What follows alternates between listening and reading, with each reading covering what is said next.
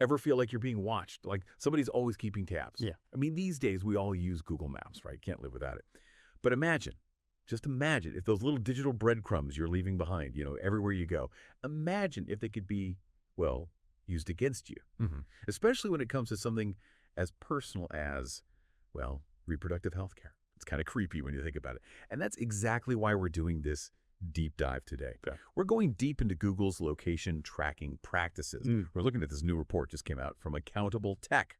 And they're really digging into how Google handles, specifically, location data tied to visits to abortion clinics. You might remember, back in December of 23, Google made all these promises about user privacy, big promises, right? Like how they were going to respond to law enforcement reports and all that.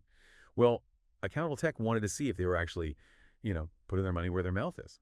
So after Roe v. Wade was overturned, Google basically pledged to delete any location data for anyone visiting abortion clinics. Basically like hitting the delete button on your whereabouts, acting as a digital shredder. Yeah, it was a big deal at the time because, let's face it, in states where abortion is, well, criminalized, that kind of data is, well, it's really damaging for everybody involved. Absolutely. And this report, it really highlights just how crucial this whole issue is. Get this, between 2018 and 2020, Google, they received almost 6,000, you hear that? 6,000 geofence warrants. And those were just from law enforcement agencies in states that have now banned abortion.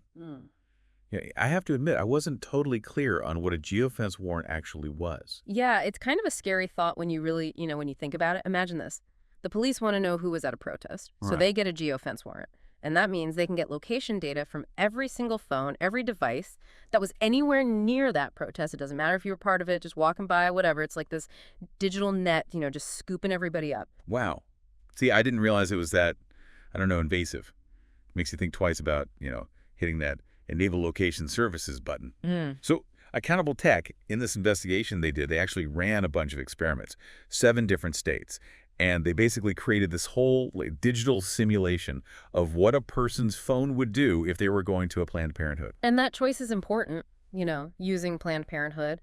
Their clinics are, well, they're everywhere, which means they're unfortunately a more likely target for these data requests, especially in states where, well, So it's like they went undercover digitally, right? Yeah. Trying to see if Google was actually deleting this stuff. So what'd they find? Did it work? Well, sometimes. They ran like 8 different experiments, and Google only deleted the location history data half the time. 50%. Seriously. That's not great.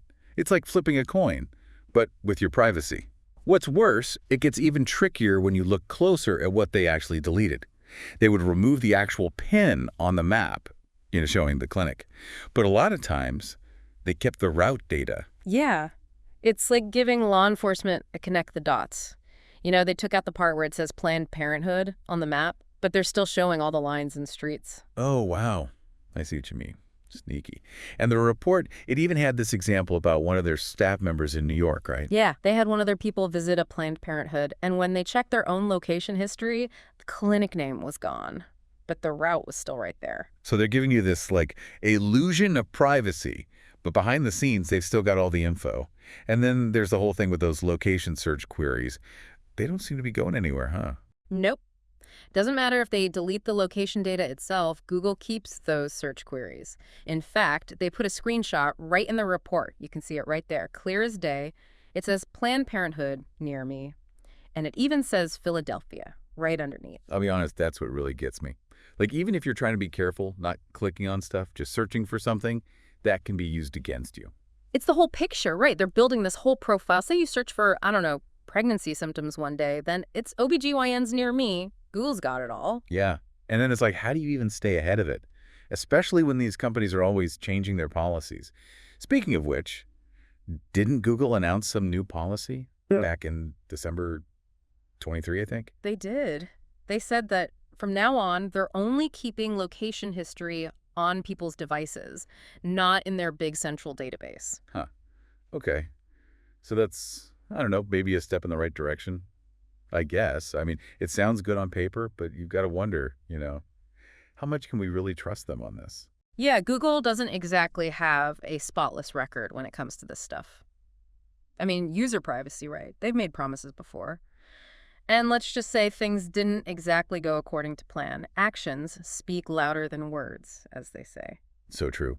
This whole thing, it just makes you think about something you said earlier about how fast this technology changes, you know? It's really something, isn't it? It's like, even if this specific policy change is, a good thing, ultimately it just leads to even more questions. Like, if all this data, it's just on our phones now, right?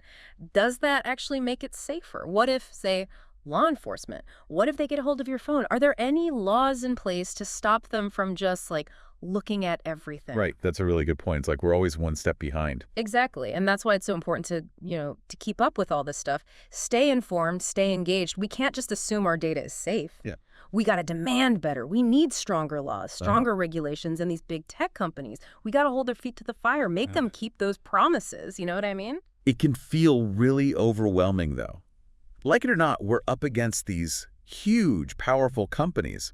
What can we even do? Seriously. Well, it all starts with knowing what's going on. That's why we do this show, right? The more we understand about this stuff, how our data is collected, how it's being used, well, the better we can protect ourselves. We can fight back. You always say knowledge is power. Couldn't have said it better myself. And this accountable tech report, the one we've been talking about today, this is just the tip of the iceberg. It makes you wonder, what else are they collecting that we don't even know about? And how could they use that information, especially now, after Roe? It's not just about data anymore. It's about our rights, our freedoms. It's a lot to process, that's for sure. But these are questions we all got to be asking. Even if Google's new policy is a step forward, the fight for our digital privacy, it's far from over. It's more important now than ever, especially when something as basic, as fundamental as reproductive health care is at stake. We all have a role to play in this. We hope this deep dive has given you, the listener, something to think about. Don't just take our word for it. Do your own research, ask questions, and most importantly, speak up. Make your voice heard. The future of our digital privacy might depend on it.